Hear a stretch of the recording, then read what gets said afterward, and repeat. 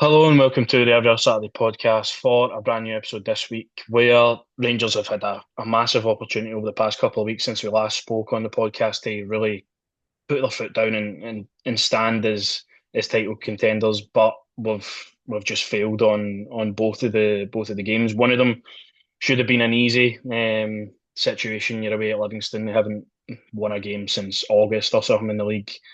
We find ourselves 2-0 down against them.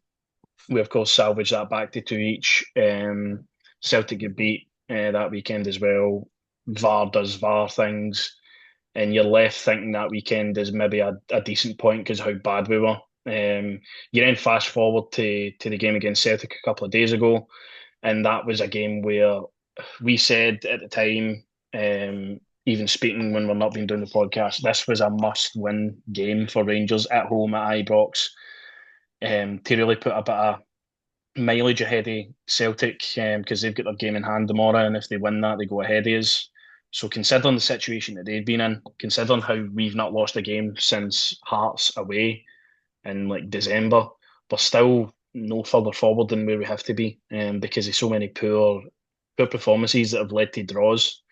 Quite honestly, some of those results, last minute goals against Motherwell and even Motherwell, the first game of the season, Celtic the other day, that's like a lot of points that could help you in the long run, and we failed to get them. So, aye, bit of a mixed bag for this one. But if you do like the video, as always, you could like, subscribe, and share.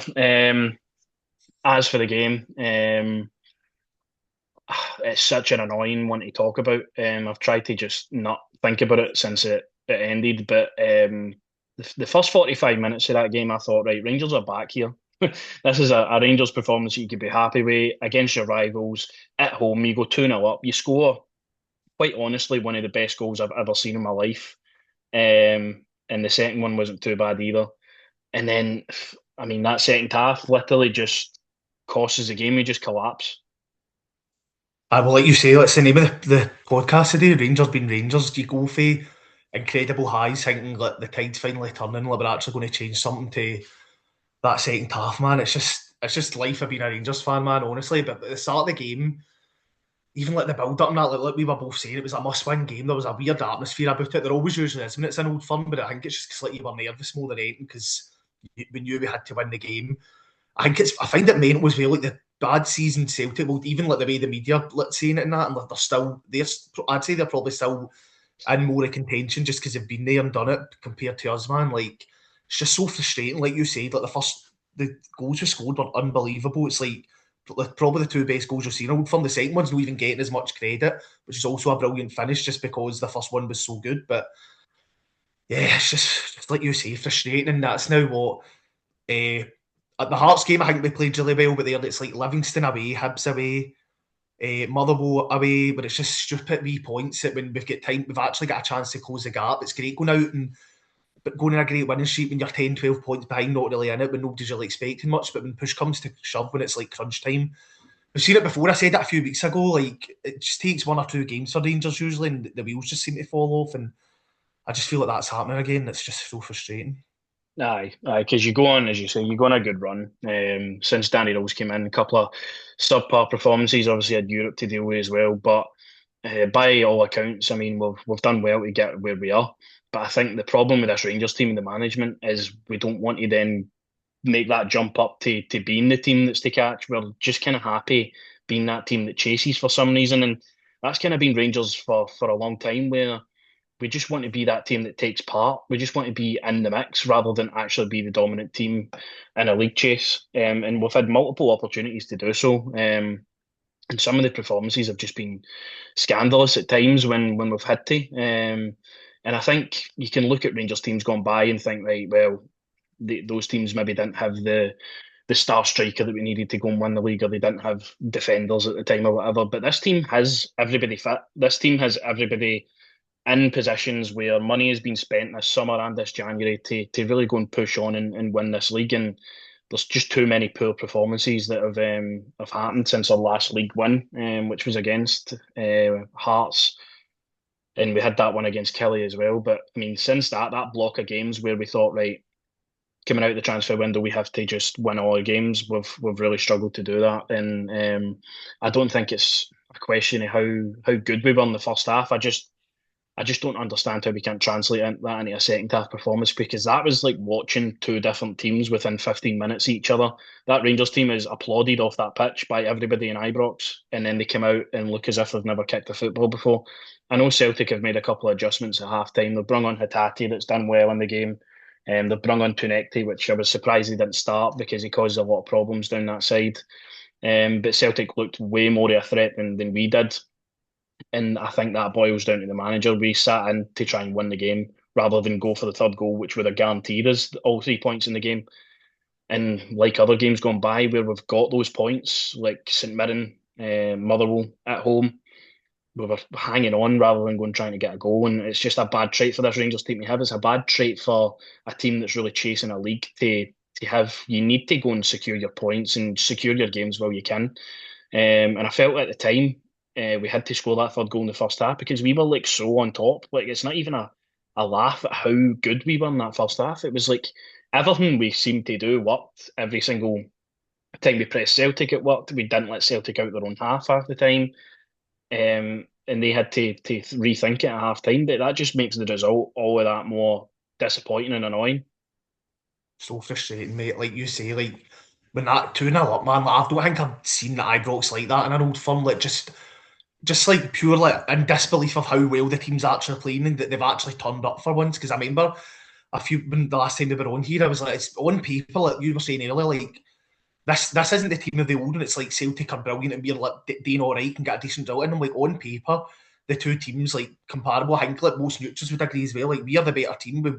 We should be the better team. Like we spent the most money in Scotland by a country mile. Like and then so I was going back like at half time. You're just thinking like you were saying like you're applauding them off the pitch, thinking this is amazing. I'm on the phone to my dad like this is the best game I think I've been in years, man. And then it's they just come out. We've had a chance. I think Romans like early on in the second half just to kill the game. Like, and I don't know why. I don't know why we stopped. Like, just keep that momentum. I know obviously at the end we looked knackered because we put so much into the first half, but I just go and kill the game for 10, 15 minutes, and then I feel like when they scored, I feel like both their goals were just coming. Like you could see them coming. Like even they went 2-1.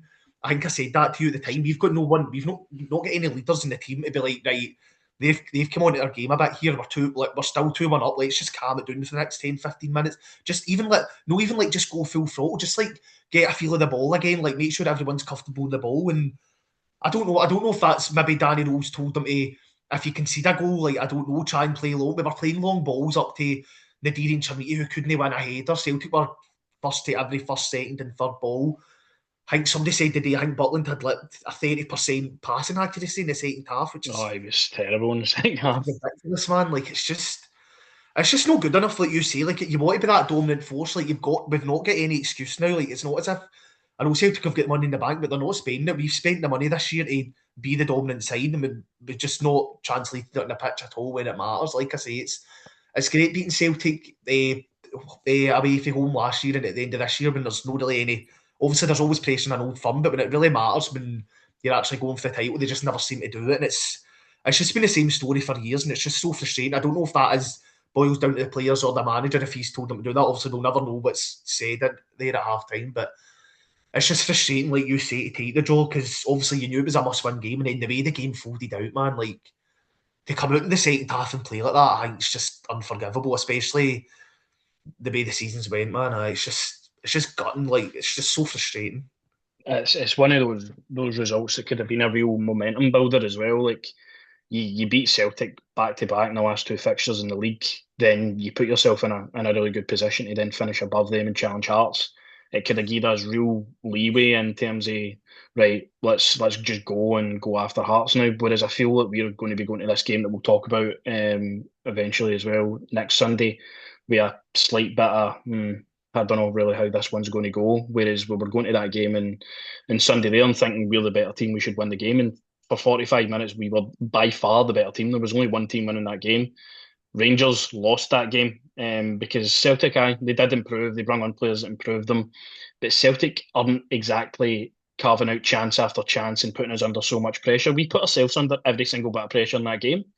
He's We kept every him. single time we get the ball, we just booted up the park. It goes out. It Yeah, goes back to a Celtic player. It's just that like, they're the kind of things in these games that you need to stand up and defend. We've done it when we've went to Celtic Park the last couple of times where we've defended really well and been able to carry the ball and frustrate them. But we made that game Celtic's game in the second half. We played into their strengths, and that's what's just ultimately so annoying about the whole thing. I think the way we conceded the goal for 2-1 as well was just cheap. It just felt like that's a floater into the box, and Kieran Tierney's winning a header in the box. Like just a really stupid goal to lose, and that's became another kind of common theme about a Rangers team that was so good about defending and being organised that we've lost some poor goals in recent weeks.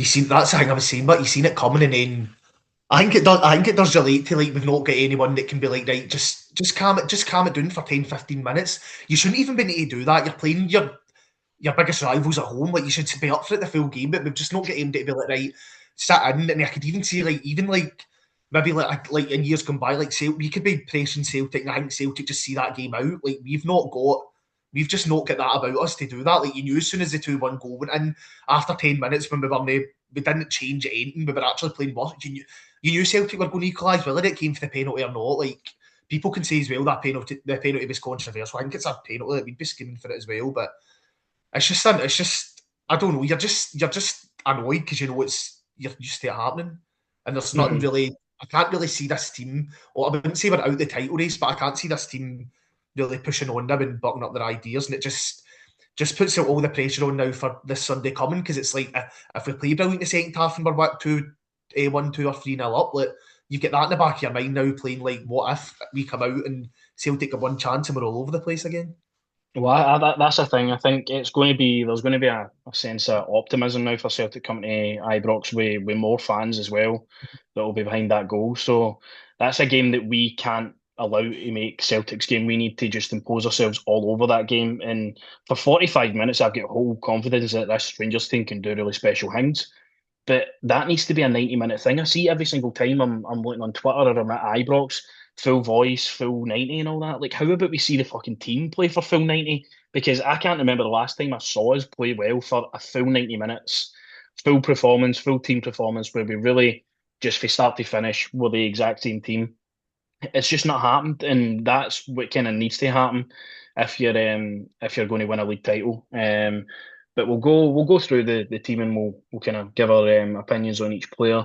Jack Butland in the first half didn't have too much to do, but in the second half, as you say, if his pass accuracy was 30%, he was getting the ball and he was launching it to Dujon Sterling. It was going out the pitch and just really, really poor on that front. As for the two goals, the one with the header, again, that goal really annoys me because it's so cheap to give away.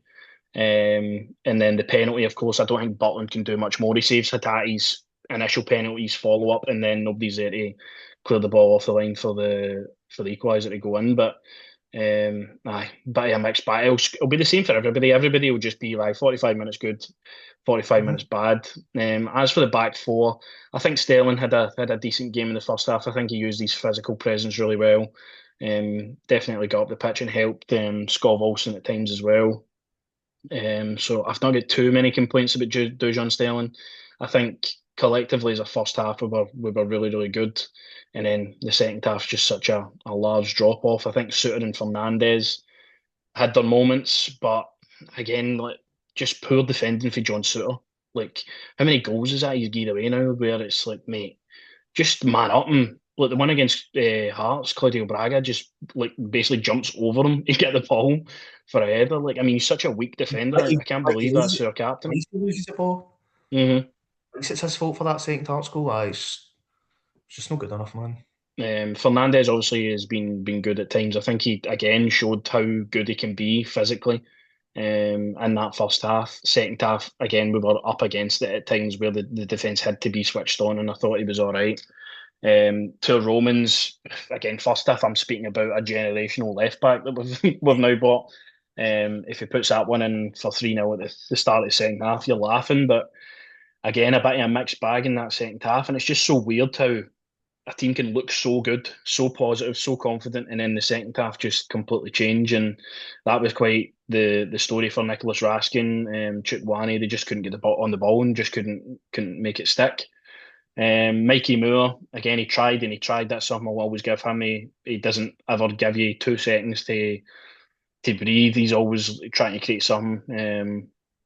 But just again, not any real quality. Scott Olsen does well with the cross that he got in, but again, very quiet for me. I'm still looking for him to be that kind of out and out winger that we really need out there. Nadiri done some good running in the first half. I thought it was maybe a bit of a mistake to take him off when we did. And Yusuf Jamiti, of course, for the 2 goals that he scores, he's going to get plaudits for that, and rightfully so, because it's not his fault that we changed the complete game plan for him to just win high balls in the second half. But annoying when you look at the bench as well. There's definitely some options that can come on there. He only decided to bring on was it Gassama and Diomande, but just really really annoying. Even looking at that team and thinking we couldn't see it over the line.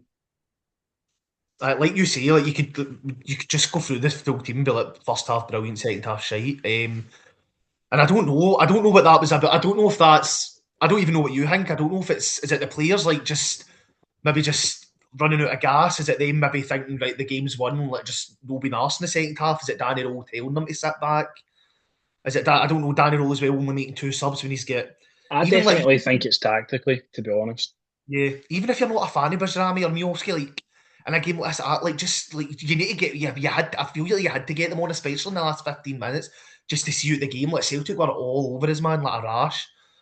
Hmm. And then you put Gassamo on, you're not, and I was thinking that actually thought that was like a decent time to get him on to just like get fresh legs, just get the ball up the pitch, and we just didn't use it to his advantage at all, man. It was just frustrating, man. Like the midfield as well couldn't string 2 passes together, got ran Hmm. all over in the second half, man. It's just. I just agree with you. It's like first half good, second half shite is all you can say really, because it was like 2 different teams.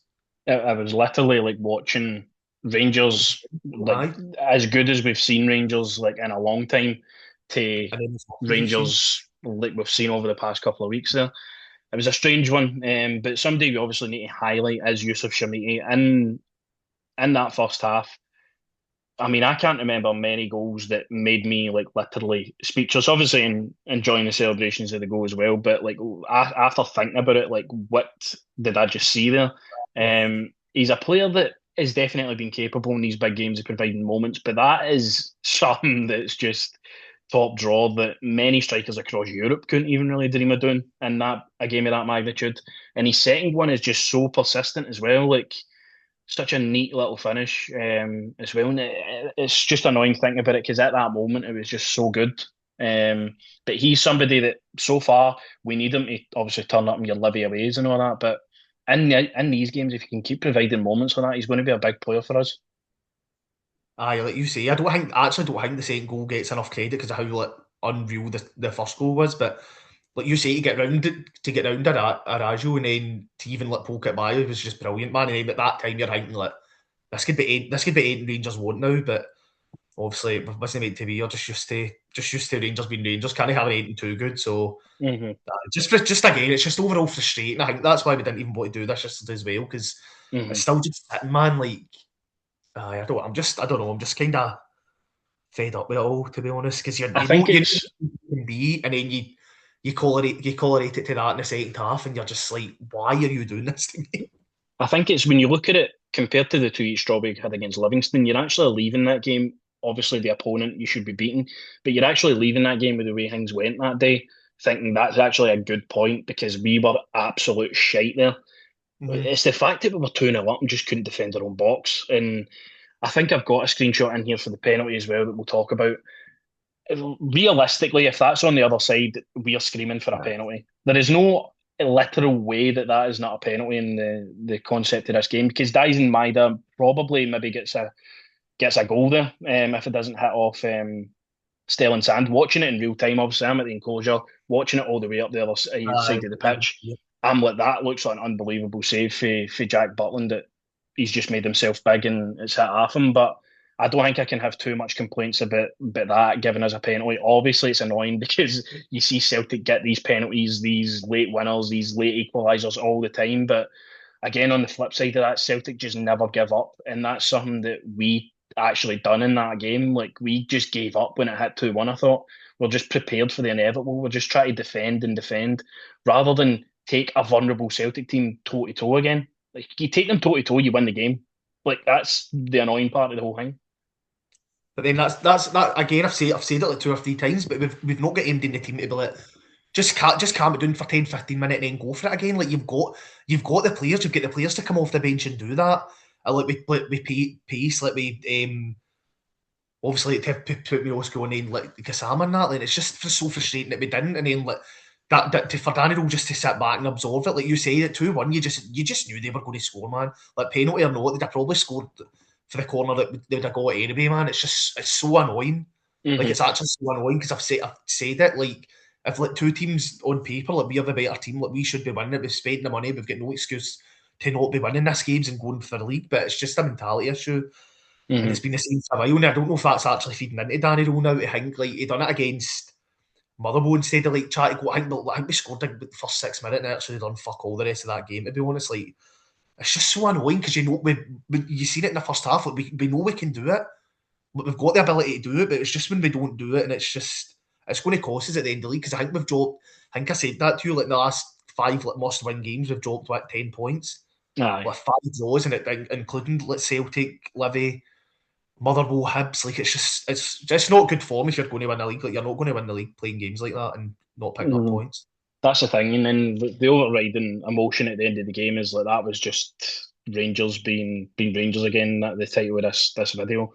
Um, but then well, I sort of started thinking about it that night as well, and I'm just glad we actually didn't get beat because it was kind of looking what it would be that way. See, if Celtic scored a wee bit earlier in that game there, and we weren't willing to change anything, as seen by the second half. I mean, we did have a wee bit of a goal after they scored, but couldn't really carve out anything that was going to be clear cut.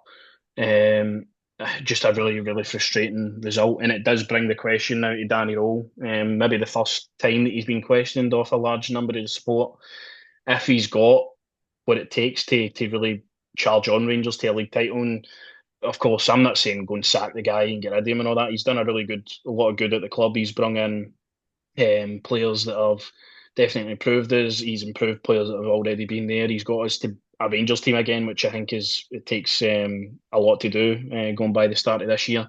So I think he's done really good things. But as a Rangers team, you need to just be on it all the time, and that's why fans like me and you are going to sit here and we're going to talk about his position and how people feel about it because it's not just the first time that we've just accepted that we might be 1 goal ahead, 2 goals ahead, and sit back and try and get the result. Against Motherwell is arguably more annoying because they were down to 10 men and we still sat back and still they equalised and we're still leaving ourselves open to all of those things happening and conceding like goals all the time. I really would wish his in-game management would be better. I mean, just some of the decisions he makes, like the subs, like Nadiri off, Diomande on, felt really negative.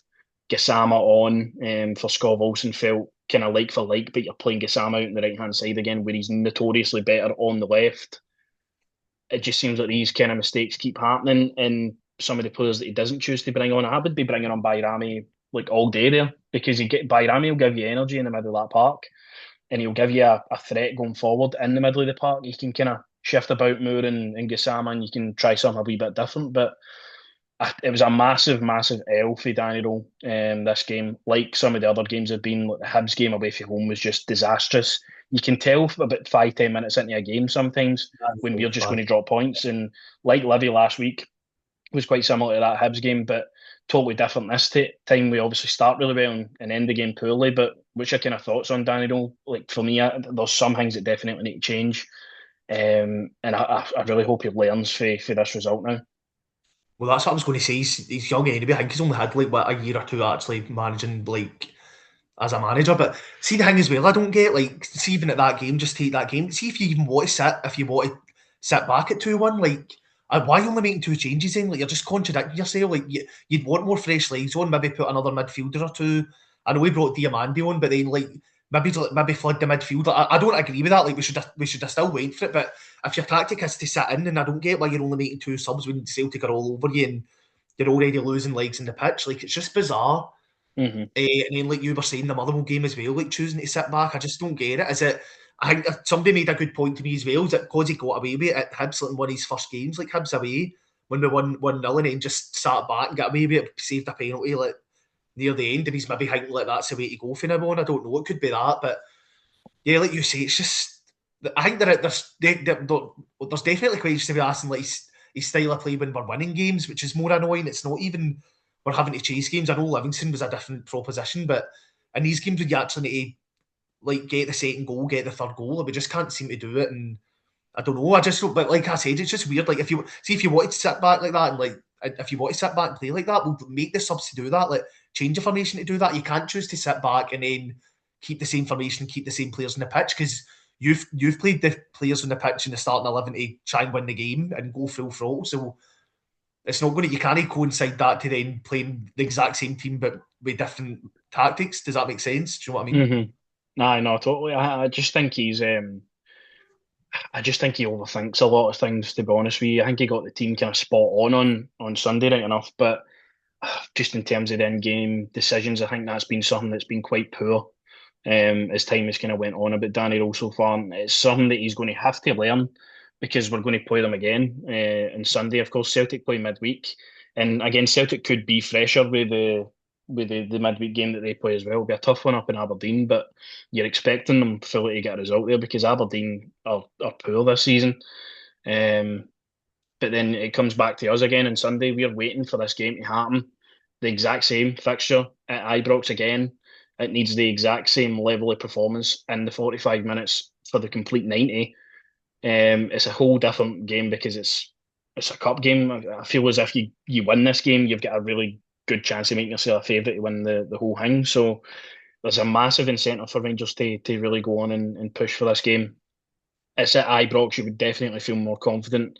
I think if we were going to Celtic Park on Sunday, I would be terrified for how we're going to play. But I think if we're back at Ibrox, we can kind of just dust ourselves off after that and think, right, everything that we've done that first 45 minutes, replicate it for the full game and give the supporters a result and a performance that they can really, really be proud of and think about. Um, because that's what's going to be required, and it could be a huge game for Daniel. If we're honest, we're talking about our kind of thoughts and opinions on him and his management style. But if he gets this over the line and is unbeaten against Celtic in 2 weeks, it's a huge feat. That draw looks totally different after that. Um, but as for the team, I don't know if something else has just come up on the screen now. No, A Zoom link. No, you still got aye. the screen. I think he'll maybe just bring in Gassama. I think most of the team will stay the way that it is. I think you have to start Mikey Moore, you have to start Yusuf Sherniti. I think Nadiri again is one of those ones there where you have to give him more of a chance as well. But I don't think it changed much. If I'm honest with you, I don't know if your feelings and thoughts are totally different. I know Suter's still in there, but I just cannot see him bringing in Nasser Jiga. I think he'll want Suter to play to be the captain again. I think these games you can see that Sterling is by far the better option, so Tavernier's not going to play. There's decisions to make, but I can't see too much changing. No, like you were saying, I agree. You can't change too much, especially the way they played in the first half. Like, just need to make like go and play for the full 90. But just to go back another game quickly as well. I feel like we're too nice to like see out games as well. Like we're never like Butland was never like diving down and just like maybe like running down the seconds in the clock. Like you, but like even like making subs and that. Like I feel like every other club in the world does that. Like when they're trying to like see out a game, like and we just never seem to do it as well. Like just like taking these seconds here and there. But Hmm. just to like to play devil's advocate as well. I know you were saying it's like a massive feat if Daniel goes unbeaten. We obviously get through on Sunday, but on the flip side, like if we don't, then I can't see us really clawing back much in the league compete with regards to let's say if they come their game in hand. Hearts just seem to keep plodding away, getting 1-0 wins. When push comes to shove in the league for us, like we just can't seem to get over the line either. So I feel like if we don't win on Sunday, which we should be, then it's just totally is that when like more fans will maybe start to turn and roll or like answer more questions. Like I kind of feel like the season would maybe patter out again like after that, which you don't want to see because we've done so well to be in this position. Only last week we were talking about a double, and then we could be talking about trying to finish in the top three this season. It's just a Hmm. massive game of like such importance, and like you say, if we turn up again, like I've said, if we turn up for the full 90, we're the better team in paper, we should be winning. But just Celtic just never seem to give up, and we just can't seem to get it over the line, and it's Mm-hmm. just been the same for years. Exactly, and it's a game that you'll need to use your squad in as well because you could be going extra time, you could be going um, a whole lot longer than we did on Sunday. But it's a game that we need to just grab by the scruff of the neck like we did in that first half. That's what's kind of giving me that bit of confidence that we played so well in that first half. Celtic really couldn't lay a glove on us. That Celtic will make their changes as well. I thought Alex Oxlade-Chamberlain was way off the boil. And who else did they take off? Junior Adamu as well, who again didn't cause any problems up front. They'll change that. They'll bring in Tunekti, who is a dangerous player. I think he's definitely got attributes that could cause us problems. As you've seen in that second half, he likes to cut in and take a dig. Maeda through the front, through the middle, sorry, poses a totally different option. Hatate, the way he came on and controlled the game, again, is a difficult one to play as poorly as Oxlade-Chamberlain did. But that's the thing. Trust will be back as well. There's no excuses for Rangers now. You need to go and make that right for the last Sunday. You need to go and get this game over the line. And it needs to be the beginning of a Rangers team that are really up for a fight in all fronts because I mean, like the past 6 games, have felt like a Rangers team that are just throwing in the towel, if I'm honest. So, if we could change our fortunes on Sunday, give the support a bit of a lift as well. It's annoying not having a midweek game to kind of let the steam off the result on Sunday. You're just waiting for the game on Sunday to see how we play. But it's a game of huge importance for the fans, for the players to show that they can go over that hurdle. But for Danny Rowe, probably most importantly, to think right, whatever I've done that second half, I won't do again. It's a must win, mate, it is, because I feel like if we don't win, then I feel like the league will part out. Obviously, if we do win, it could be great momentum builder for the rest of the league, and it would give us, like you say, like your favourites to win that competition. Because then what, Celtic would be out.